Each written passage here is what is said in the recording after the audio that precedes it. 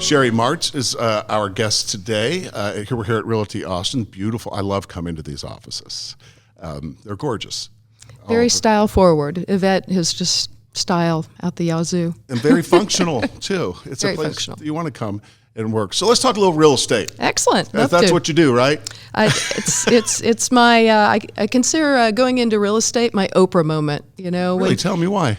Well, prior to going into real estate, I'd done IT project management, which I loved. I loved having big projects, a lot of responsibility, working with people to get things done.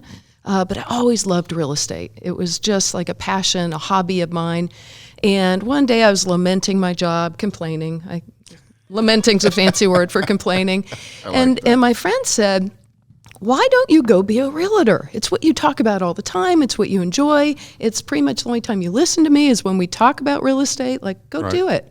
And I said, realtor, big hair, talks too much. I had a really unflattering perspective on what a realtor was. The stereotype. I guess a stereotype, which was unfair, clearly. And she said, "Well, go be a good one." And that was just like a aha Oprah moment. And so that's what I did. I left IT project management. I was able to take years of experience, which was nice, in both project management, which is great for any business, and then also I'd worked in groundwater and flood. I had sort of a background in water, and I feel like too much or too little water is really important for real estate in Texas. So, right, yeah, it is. So, do you use your background? How do you have to use your IT skills, project management skills? Have had to have come in handy in your real estate business. Tell me how. That's a great question. Systems and processes, if you have good ones, which I've tried to develop over my many years of experience in real estate, makes the transaction move smoother, it makes communication better, it creates expectations up front, and then frankly, it makes the process a lot more fun. Yeah. Yeah. Well, let's go back at just a minute or so ago. You said, someone said, go be a good one. Uh-huh. What was the first thing that came to your mind that would allow for you to become one of the good ones? What is it? Not saying anybody's bad, but what was your goal to be a good one? I'd say two things. Being a heartfelt servant leader, meaning my client's success is my success. And then that really is my motto. My client's success is my success. So that servant leadership perspective, and then also data, because ultimately real estate is an asset and it's an investment. Whether it's your home for 30 years or it's a property that you flip, it's an investment. It's a financial investment. It's a time investment. And so understanding the data, what areas are appreciating, what population projections look like, what's the tax rate? What's it going to cost to insure? All of those pieces are pieces to the puzzle, and I, rather than relying on my good looks and charm, because I'm not sure I have either, I've really leaned in on the data. Right. Yeah. So I think right now, do you remember when you were in that world, and you still are, it was get the data, get the data, get the data. Well, I feel like we've got the data now. Yes. Right? Yeah. Now it's a task of going from information to innovation. Okay. Do you agree? It seems like we got the data, we got the info. What are we going to do with it? And how are we going to reinvent and be creative with it? Yeah, we're in an exciting new world. I have a 16-year-old son, and I think a lot about what his future looks like and what careers he should focus on, because AI is going to come along. It's going to wipe out a lot of jobs. ChatGPT. Yeah, absolutely. So I think a lot about this topic. Moving it back to real estate in terms of being innovative, I still think it comes down to local knowledge. So there's data, but data doesn't necessarily tell you the vibe of a neighborhood, the culture of the neighborhood. Ask Zillow about relying too much on data. Absolutely. I could name several of those big brokerages. Right. And so, it's not just about data, but it's taking the data and then also taking the local knowledge and talking to my clients. What kind of lifestyle do you want? Well, I don't want to own a car. Okay, well then the area is, so when I talk about the culture of an area, then that area is going to get much smaller Sure, in terms sure. of where you can live. And having that hyper-local knowledge, I think, differentiates probably a new realtor from an experienced realtor. So you do really take I think all good realtors, as you said, be a good one, Right. take the time to get to know the needs, solve a problem for their clients, right? Absolutely. And yeah. that takes a little bit of time to get to know what their needs are, to get to know them. Right. Well, one of the things I tell my clients, and that's a great point, is if I don't understand what you are looking for, what's important to you, then you may not understand what's important to you. So we need to get to that. But most importantly, for my work for you, is I need to know what success looks like. And so we have long conversations about that. And actually part of my process, part of my systems is having, before I'll show anyone a home, is sitting down and having an interview and really figuring out what does success look like. Right. Yeah. That's a huge question. Do you find people have a difficult time answering that? Because, I mean, if you sat and said, what does success look like for you right now, Sandy, I would have to go, oh, give me a minute. Will you? No, so do I. Well, one of the things I do, if it's a couple, if it's a partner pair, I make sure that each person in the relationship answers the question individually, or answers my that's set of really questions smart. individually. Yeah, and that's part of the system. Yeah. Because sometimes they are they're in sync, and other times you realize you have very divergent ideas in terms of what success looks like. You're probably looking at the two papers and go, did you two even talk about this at all? Well, I don't know if you're married, but quite often married people don't talk. That's true. That's Yeah. certainly my experience. So I think that we get to that, and that's part of what I can do through my relationship with them, through trust, through my process, my systems, is find out what does success look like. And do you make your clients aware of what your processes and systems are? Or is it, they don't need to know? Well, it depends who they are. Some people want to know how the clock was built instead. Yes. Yeah, Yeah. I know what you mean. Yeah, and so I think part of my a gift that I feel like I have, hopefully my clients feel this way, is I am able, I feel like, to adjust to the needs of my clients in terms of communication.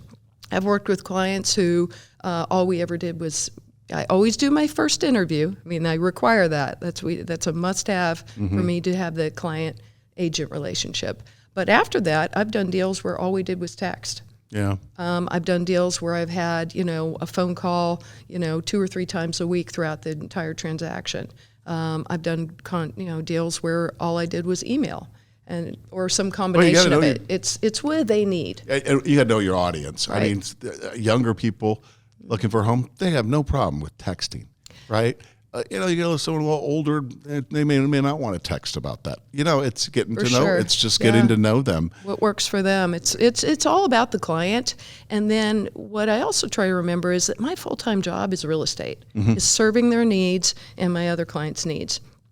They have jobs, they have kids, they have homes, they have other investments, right? So my job is to take care of them through that transaction.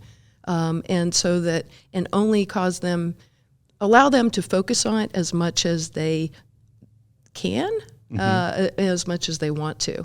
And so I'll even ask my clients, do you want to know every conversation I have with the other realtor, every aspect of the negotiation, or do you just want the final results? Yeah. And again, I let them tell me, what does success look like in the communication, and ultimately, what does success look like in this purchase or sale? I was just thinking about me. I would be like, just give me the bottom line. I don't need to know how you got there.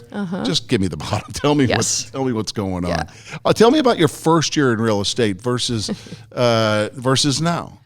Well, thank you for asking that. Yeah, I like to think back in the when I first started, and the fire I had for this business. And what got me into real estate we had just had the big crash. We had stock market crash, real estate crash, and I was so frustrated. Is this 08? Yeah, 08, okay. 09, yeah. And I was so frustrated to see good, hardworking people lose so much money and have no control over it, particularly in the stock market, but also in the housing market. And I became very, very inspired to help my clients, my friends, my family invest in real estate for a couple of reasons. One, you can see, touch, and feel it. Right. Two, you can control it, right? It's an asset that you can actually invest in with a whole lot more knowledge than you can by investing in an index fund or something in the stock market. And I was really inspired by that level of control I could help my clients have in diversifying their portfolio, right?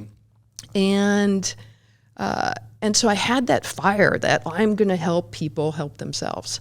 I still have that fire, but what I also have now is many, many, many, many years of experience.